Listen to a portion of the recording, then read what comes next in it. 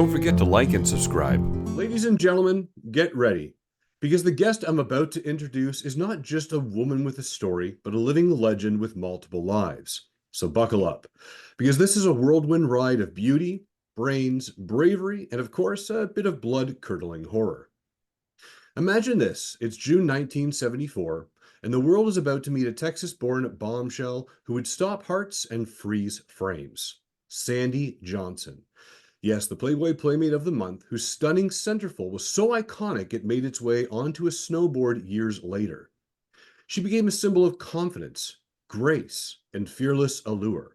But let me tell you, Sandy wasn't just another pretty face in the pages of history. Oh no, she was about to write her own. She stepped from the glitz of glossy pages straight into the chilling halls of horror film royalty. Her role as Judith Myers in Halloween, the first victim of the one and only Michael Myers, cemented her as the original Scream Queen in a genre that would never forget her. One moment she's gracing screens and cult favorites like Gas Pump Girls and jokes my folks never told me. And the next, she's one of the most iconic faces of horror cinema of that time. But here's where things get really interesting. Sandy didn't just conquer Hollywood and call it a day. No, she switched gears completely and dedicated over a decade of her life to something just as heroic, teaching within the special needs children.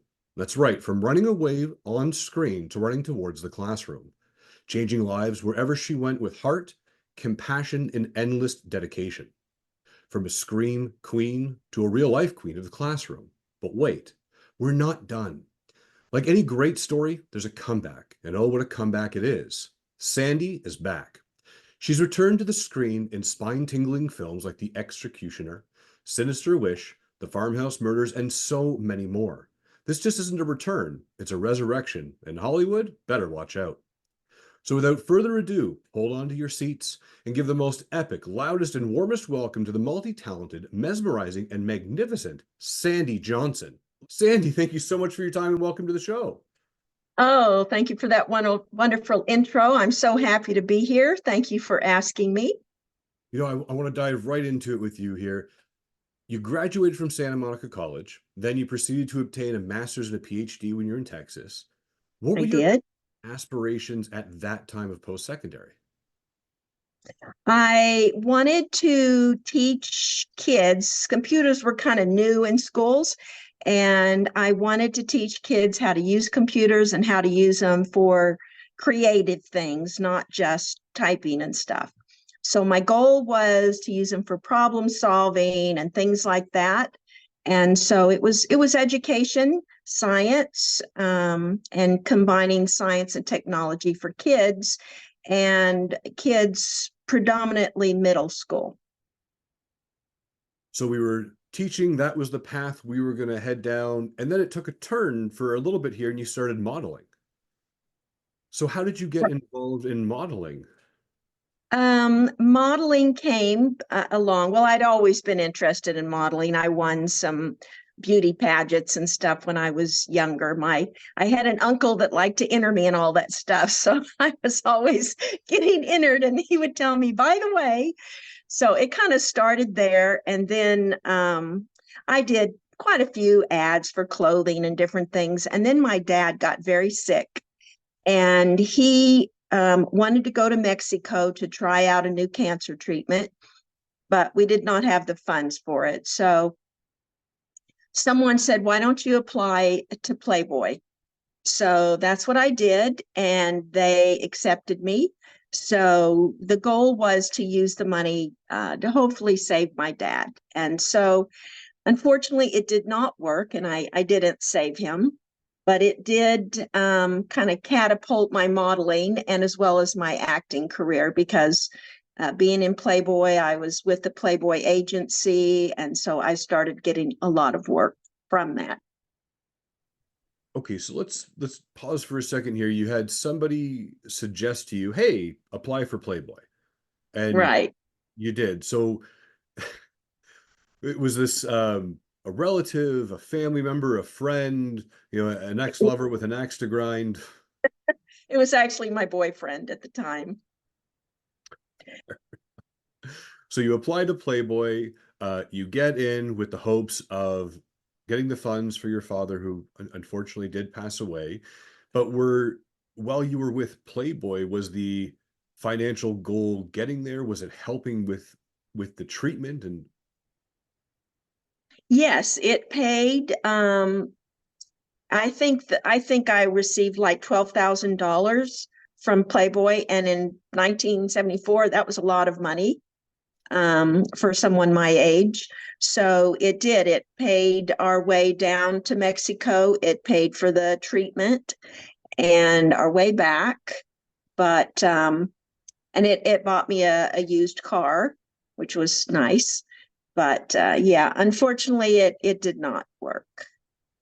I think $12,000 at any stage is worth a lot of money. I mean, I don't know Yeah. how many people say, "Ah, you know what? It's not enough." That's amazing. I mean, and the uniqueness story behind this is that you were, let's do this to help my family. My motivation was to generate enough funds to be able to pay for the treatment for my family, my father, so they could still be around. That's a beautiful message. Right. Well, I loved him dearly.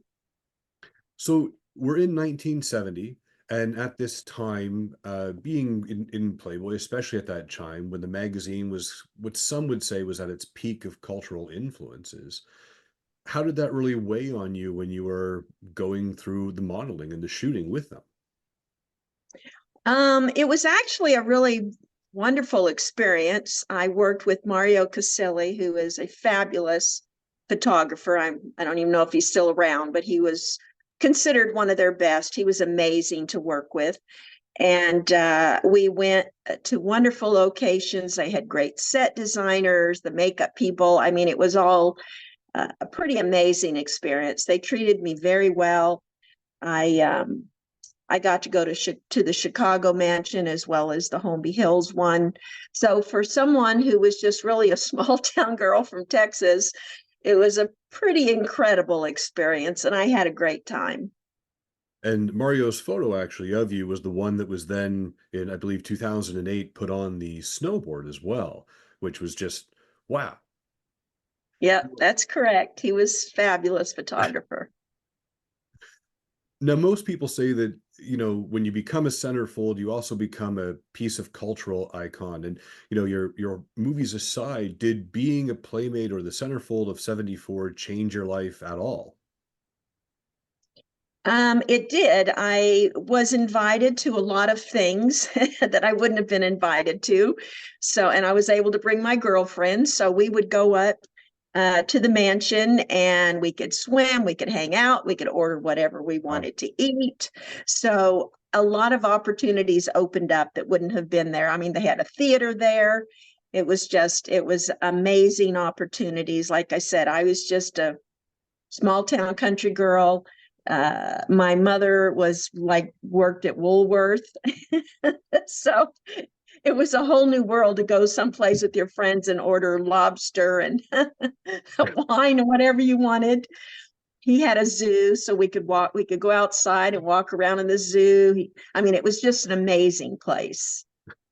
So let's fast forward. Now, many people know, the movie Halloween was being filmed. It was happening around that time. We know you get the phone call that says, "Hey, do you want to be murdered on camera and kind of sort of risque?" And you go to the audition, and now you're Judith Myers, right? You're Michael's first kill. Right. Do you believe that if you weren't modeling at that time, that you wouldn't have gotten that phone call?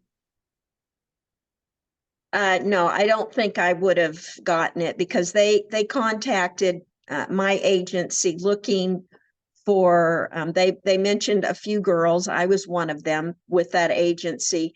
They wanted someone who was comfortable in in front of the camera because there were going to be people around and everything.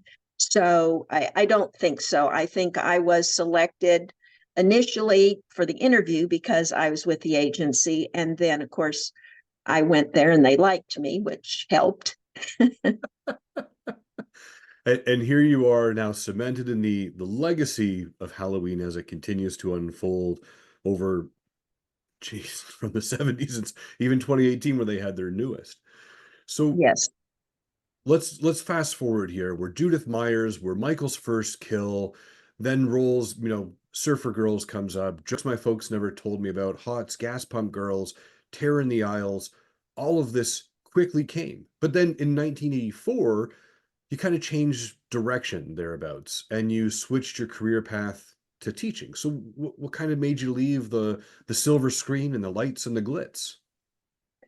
It was pretty simple. I was married and I got a divorce, and I was very sad. I had also I had already lost my dad. Then I lost my mother, and then I got a divorce, and it was just wow. So I said, you know what? I think it's time to go home. So I went back to Texas and stayed with my sister for a while. And I said, I'm going to go get some counseling on careers because we lived out in the country in Texas. She sort of did, and not really the place for movie roles. So I got some career counseling. They said you would make a wonderful teacher. So I said, okay. So I went to school and I became a teacher. So we leave the wonderful world of Hollywood and the silver screens to be teaching in the classroom. And it wasn't just that you became a teacher, you actually became a teacher specializing in special needs children. I did. I started out with my student teaching in the public school, and I was very unhappy. I'm a creative person and I like to be creative. So I wanted to be creative to help the kids. Mhm. And the school system didn't like that idea. They wanted me on a particular page doing a certain thing like all the other teachers on that grade. And I wasn't happy. So I went back to the college and I spoke to a lady there that I really, really respected. She was one of my professors. And she said, well, I don't want you to quit. You're going to be a great teacher. Let's try private school. Mhm. So that's what I did. I applied at a private school, and it was with children with special needs. And I fell in love with it. I fell in love with the kids. I fell in love with the school. I was allowed to write and teach my own curriculum as long as it met Texas standards. I ended up writing the curriculum for the whole school. It was kindergarten through eighth grade in science and technology. And it was a perfect match. I loved it. So that's how I kind of ended up there. It was kind of by accident, but it was a wonderful accident. So you were teaching in the public sector and they had said, "Hey, we really want you to do this over here." And you said, "You know what? That's not my style. I want to be more creative. I want these kids to have a better experience," would be the, an educational experience, but certainly one that makes an impact as opposed to just pushing people through the door with a diploma. Right. While you were teaching these special needs kids and you were in these classrooms, the rest of the school that you were with when you were in the private sector, a lot of teachers and educators say, you're too loud. You're a little bit too rambunctious for people studying geography, for example. How did you overcome those challenges of, hey, I'm teaching my classroom, you teach yours? Luckily, all the teachers there were amazing and made plenty of noise themselves, regardless of what they were teaching.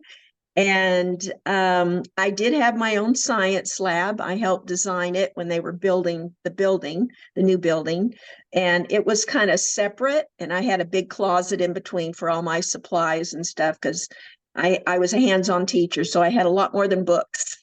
So I needed space. So yeah, noise was not a problem. The kids could be as joyous and loud as they wanted to be as long as they were doing what they were supposed to be doing.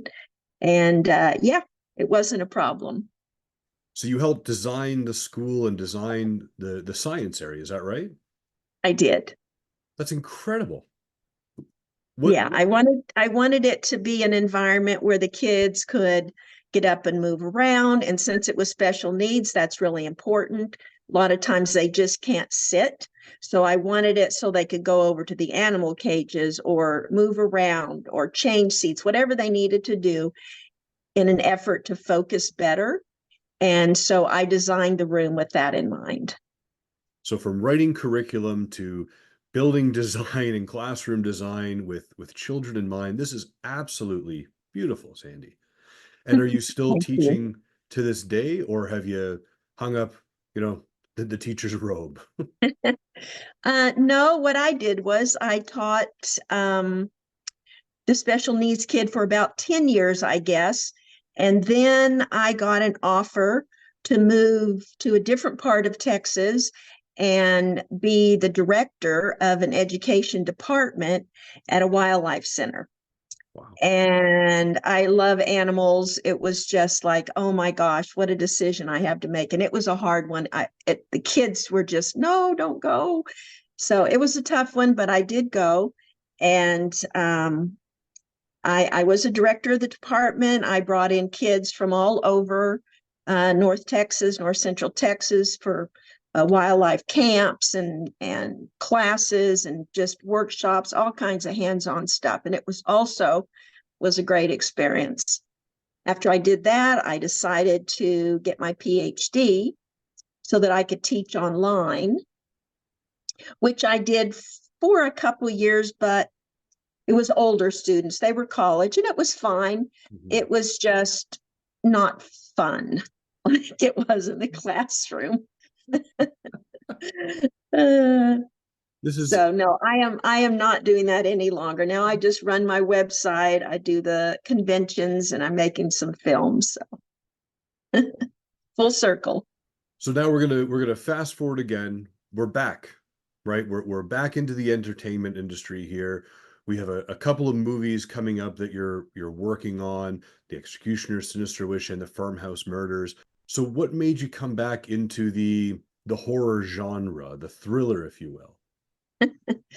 Well, it was kind of accidental. Like the first time I was playing words with friends with my best friend, and it was pretty late at night, and I got a text that came through that said, "Are you Sandy Johnson from Halloween?" And I was, whoa. I said, yes. And who is this? I hadn't really thought about that in many, many years.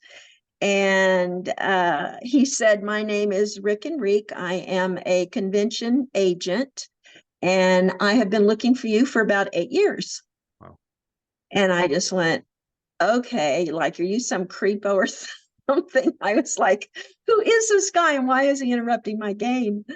So anyway, he did turn out to be legitimate, and he is my agent. He's a wonderful agent and a great person. So he got me back in doing just conventions. So I started doing conventions. I loved it. I loved visiting with the fans, meeting everybody, the travel. And then I was at a convention, and a bunch of the fans kept saying, why don't you have social media so we can visit with you when you're not at cons? So I said, okay, well, I'll look into it. And I found a lady who was really good at setting up websites for celebrities. So there's some security there. She set it up, and it went really well. I had a blast. The fans are very interactive. So now I have tons of people that I interact with. And then I started getting offers for movies. So I hadn't even gone there. And so I started thinking about it, and I said, well, that would be kind of fun. And since obviously I don't live in Hollywood, I'm not in a good place for doing big films, SAG films. So I went from SAG down to FICOR, so I could do independents, and I could do SAG if someone wanted me to. So I switched to that, and then I've done 3 films virtual. My first on-site film was last October, September, I think. They flew me out to Florida, and that was Executioner. Great role. I play a psychiatrist. And then I also did Pareidolia. That was for a film in London. And I went out there for the premiere of that. And right now I'm studying for a script that I'm going to be shooting again in Florida in about 4 weeks. And it's called Doll of Deceit. Wow. Yeah. So, and I've got some other ones coming up too that I need to get ready for. But anyway, yeah, it's exciting. It's incredibly fascinating. I mean, we talk about the horror and the thriller genre and people connecting with you and the fans and the love and admiration that fans and people have for you. But I mean, you look at some of these cult classics like Gas Pump Girls and Jokes My Folks Never Told Me, along with Halloween and along with some of the horror thriller that you've done. But you've also appeared in some fun and quirky films like Hots. Do you Right. do you have this affinity for horrors? Are you open to playing anything? Do you think that comedies would be more suited towards you as opposed to the thriller and horror that we know you for?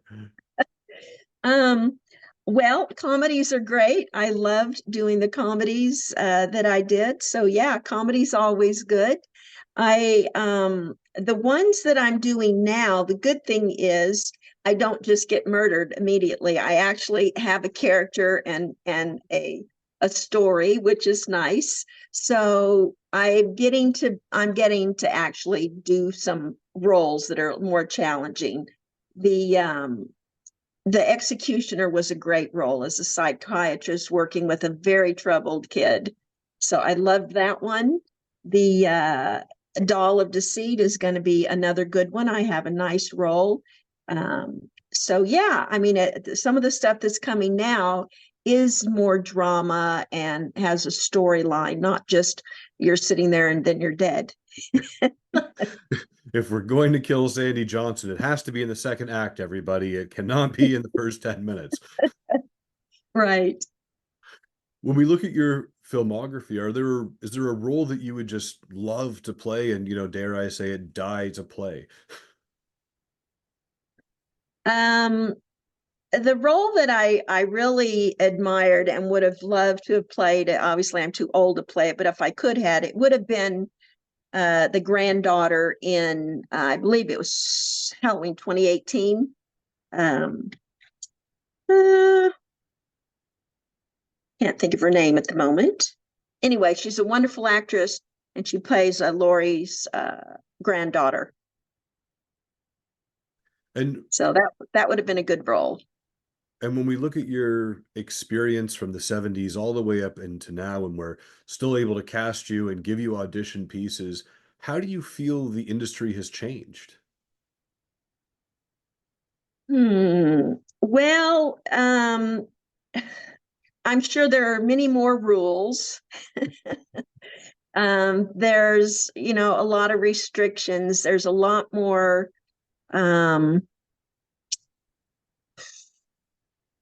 I don't know, scripts are a lot more restricted. You have to be careful. I guess people get upset easily these days, more so than they used to. Then they would just turn it off or go to a different film, but now they kind of don't want it made at all. So I think that's what's different. So there's kind of a different types of films that are out there. So luckily we still have some of the fun classics that are still around. Nothing beats a good old horror slasher thriller. Uh, Right. Certainly, it is a favorite genre of mine as well. And when we look back on all the roles that you've played and all the roles that are coming down the pipe for you, outside of Judith Myers and the cult acclaim that's associated with Halloween, is there a role that you can think of that you said, that one I love just as much, or if not more, or I can't say that out loud? um, I don't know if it's whole entire roles, but there were certain scenes in the movies that I loved. Um, in Gas Pump Girls, it was really fun because they had music blaring. So we were always dancing and just having a fun time out on the streets. And the people driving by would honk and wave at us and stuff because we were just out there partying in this old gas station. So that was really fun. And then in Hot, the fun thing about that one was I played a kind of bratty sorority girl, and all the sneaky stuff that we did was just fun. And of course I got it in the end. They dumped like a thing of dirty dishwater on my head. So it was just, they were just fun roles. Now, do you believe that having the time away from acting and being the educator that you were and are, did it give you a different perspective when people started approaching you for roles? Oh, I would think so. Yes. Of course, the roles that I'm being approached for are very different. So I bring a whole different person to the script. But yeah, I think so. I mean, I've obviously in all these years, I've matured a lot. I see things differently. So I'm going to bring really a whole different person to the script than I would have when I was, 19. Now, you had mentioned that you have a website where people can reach out to you and learn more about you. What's that website? It's called unicornsandyj.com. It was so named because my agent named me his unicorn because I was the magical, mythical creature he thought he would never find. And when he told me that, I just said, "That's amazing. Okay, I'm going to be Unicorn Sandy J then." So on my website, they can get things autographed. They can send me things to autograph. I have some things that I've done for Judith Myers in particular. I have a hairbrush that I splatter with blood and autograph. I have the 2018 knife that I splatter and autograph. So they can get some things that are just kind of Judith. Also, the young Michael mask, same thing. I splatter it and autograph it. Most of my podcasts are listed on there. My upcoming films are there. So yeah, there's a lot of stuff that they can do on there. It's worth a visit. And Sandy, if someone gave you a magic wand and said, you can fix one thing tomorrow about the world, our society, our culture, what would it be? Wow. I guess I would take cruelty away from people. I don't like cruelty, whether it's children or animals or whatever. I just wish that cruelty wasn't a thing. Okay.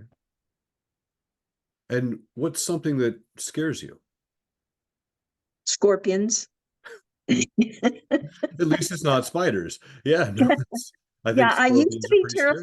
I used to be terrified of spiders, but I managed to overcome that in the classroom because I didn't want to pass that on to my students. So we actually had spiders in the classroom. And now I'm okay. We have a couple of very large tarantulas that live outside, and as long as they just walk across the patio, I'm good.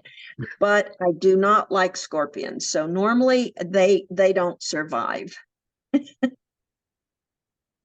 And Sandy, what's a piece of advice you'd give to any aspiring actor or actress out there? As the saying goes, be humble and kind. Oh, I love it. And Sandy, I have a big question for you here, and I really appreciate your time on Coffee with Chris. Is what makes Sandy Johnson smile? Gosh, so many things. Nature, the hummingbirds that are flying all around my window, children, my grandchildren. Yeah, just life, children, people, animals. No, I love that. And when you wake up in the morning, and if you're grabbing a cup of coffee, what do you typically? Special blend at Costco. My husband is the coffee man, so he knows the brand, but I know we get it at Costco and it is from Kauai, I believe. And it's a nice mild roast. I'm not a strong coffee person, so it's a nice, mild, flavorful roast. That's amazing. And is there anything out there you'd like to say to anybody watching, any of the fans, anybody who's a diehard fan of get over to Unicorn Sandy J to check out all of this stuff? You can find out where she's going to be at conferences, get some of the autographs and sent out to them. Is there anything else that you would say to everyone out there?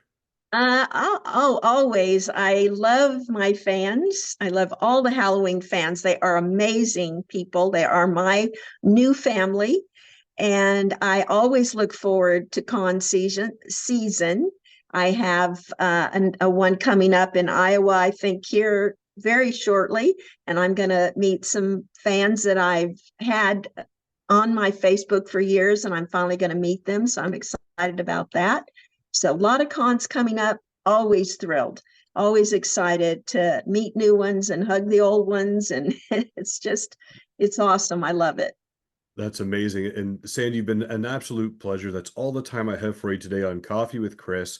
Everyone out there, Unicorn, Sandy J, check out everything. Remember to smile, to inspire, and have a fantastic day. Thank you again so much, Sandy. Of course. Thank you for having me. I appreciate it.